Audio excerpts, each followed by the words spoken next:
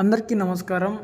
మనం ఈరోజు ఈ వీడియోలో అపార్ ఐడి కార్డ్ని ఎలా జనరేట్ చేయాలి అనే విషయాన్ని గురించి నేర్చుకుందాం. దాని కొరకు ముందుగా మనం ప్లేస్టోర్ నుండి డిజిలాకర్ అనే యాప్ని ఇన్స్టాల్ చేయాల్సి ఉంటుంది. ఇప్పుడు నేను ప్లేస్టోర్ ఓపెన్ చేస్తున్నాను.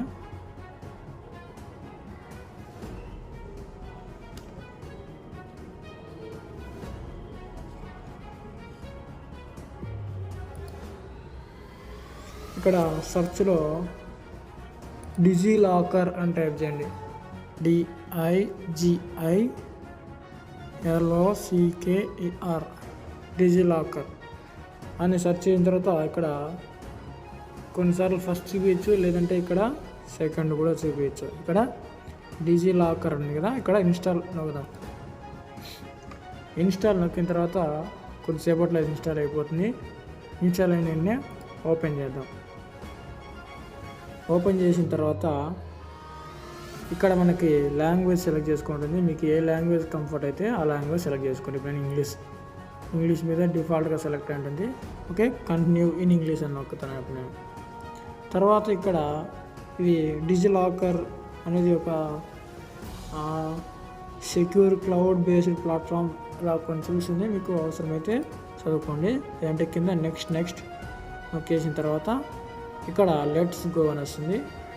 లెట్స్ గో మీద ప్రెస్ చేస్తే మనకి ఇంటర్ఫేస్ అనేది ఇలా వస్తుంది ఇక్కడ. ఓకే, ఇక్కడ ఆధారు, పాను ఇలాంటివన్నీ ఉన్నాయి కదా. ఇవన్నీ మనం యాక్సెస్ చేయాలంటే first of all sign up అవ్వాలి. సైన్ అప్ అవ్వడం కోసం ఇక్కడ గెట్ స్టార్టెడ్ నొక్కండి. ఇక్కడ గెట్ స్టార్టెడ్ కింద ఈ గెట్ స్టార్టెడ్ మీద ప్రెస్ చేసిన తర్వాత ఇక్కడ ఆల్రెడీ డిజిలాకర్లో అకౌంట్ ఉండేవాళ్ళు సైన్ ఇన్ నొక్కండి.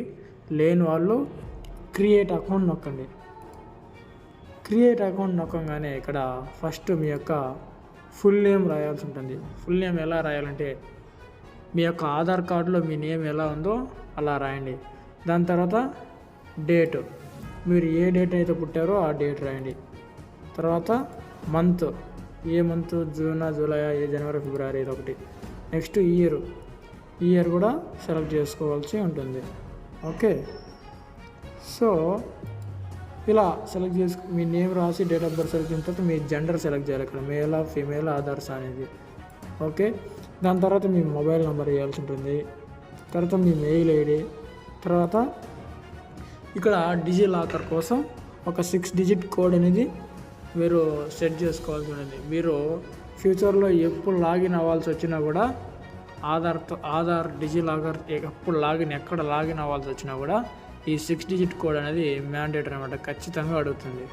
ఓకే, ఈ 6 డిజిట్ కోడ్ అన్ని ఇచ్చిన తర్వాత సబ్మిట్ నొక్కాలి. ఓకే, ఇక్కడ నేను డీటెయిల్స్ అన్నీ ఫిల్ చేసాను. తర్వాత సబ్మిట్ నొక్కుతున్నాను. వెంటనే మన రిజిస్టర్ మొబైల్ నెంబర్కి ఓటీపీ రావడం జరుగుతుంది. ఆ ఓటీపీ ఎంటర్ చేసి మళ్ళీ సబ్మిట్ నొక్కాలి. దాని తర్వాత మన యొక్క ఆధార్ నంబర్ ఎంటర్ చేయాల్సి ఉంటుంది. ఆధార్ నంబర్ ఎంటర్ చేసిన తర్వాత మన ఆధార్ కార్డుకి ఏదైతే మొబైల్ నెంబర్ లింక్ అయి ఉంటుందో ఆ మొబైల్కి మళ్ళీ ఓటీపీ వస్తుంది. తర్వాత ఆ యొక్క ఆధార్కి వచ్చిన ఓటీపీని ఎంటర్ చేయాలి. ఎంటర్ చేసిన తర్వాత సక్సెస్ఫుల్గా లాగిన్ అవుతుంది. వెంటనే మనకు డిజిలాకర్కి సంబంధించి నోటిఫికేషన్ సెండ్ చేయాలా వద్దనేసి ఇలా చిన్న ఒక పాపప్ వస్తుంది. మీకు నోటిఫికేషన్స్ కావాలంటే అలో ఇవ్వండి, లేదంటే దీన్ని ఇచ్చేయండి. ఓకే, మీకు ఏది కంఫర్ట్గా ఉంటే అది ఇచ్చేయండి. ఓకే, తర్వాత మీకు ఇక్కడ వెల్కమ్ స్క్రీన్ అనేది రావడం జరుగుతుంది. పైన డిజిలాకర్ అని చూస్తే ఇక్కడ వెల్కమ్ ఉండి తర్వాత మీ నేము, రైట్ సైడ్ మీ ఫోటో ఇలా అన్నీ చూపిస్తుంది.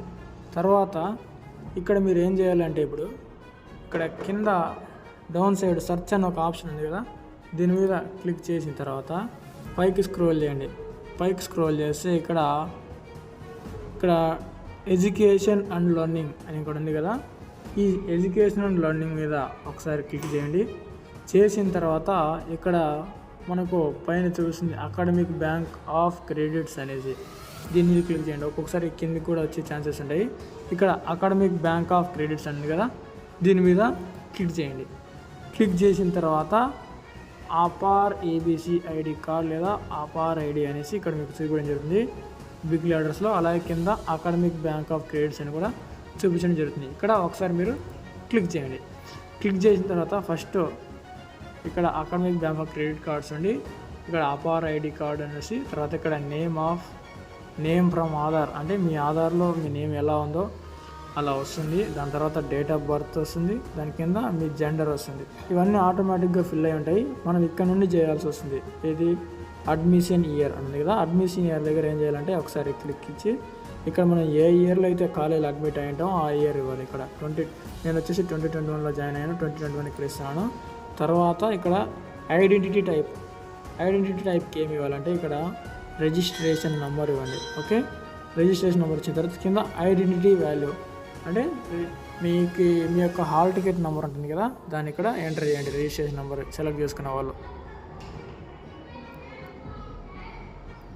తర్వాత ఎంటర్ చేసిన తర్వాత ఇక్కడ కింద సెలెక్ట్ ఇన్స్టిట్యూషన్ నేమ్ అని ఉంది కదా, ఇక్కడ మీరు ఏం చేస్తారంటే మీ యొక్క యూనివర్సిటీ నేమ్ అనేది సెర్చ్ చేయండి ఇక్కడ. ఓకే, నేను సెర్చ్ చేస్తున్నాను. కొన్ని లెటర్స్ ఇచ్చి నేను ఇక్కడ ఉందేమో చూస్తున్నాను. అది శ్రీ వెంకటేశ్వర యూనివర్సిటీ, ఇక్కడ చూడండి శ్రీ వెంకటేశ్వర యూనివర్సిటీ తిరుపతి అని కదా, దీని మీద క్లిక్ చేస్తున్నాను. తర్వాత అంతే, ఈ డీటెయిల్స్ అన్నీ మనం ఫిల్ చేసాం. తర్వాత ఏం చేయాలి, ఇక్కడ గెట్ డాక్యుమెంట్ అనే దాని మీద క్లిక్ చేసిన తర్వాత వెంటనే మనకు ఇక్కడ ఎందుకు అది అడ్మిషన్ ఇయర్ మళ్ళీ సెలెక్ట్ చేసుకుంటుంది కాబట్టి నేను మళ్ళీ సెలెక్ట్ చేసుకుంటున్నాను.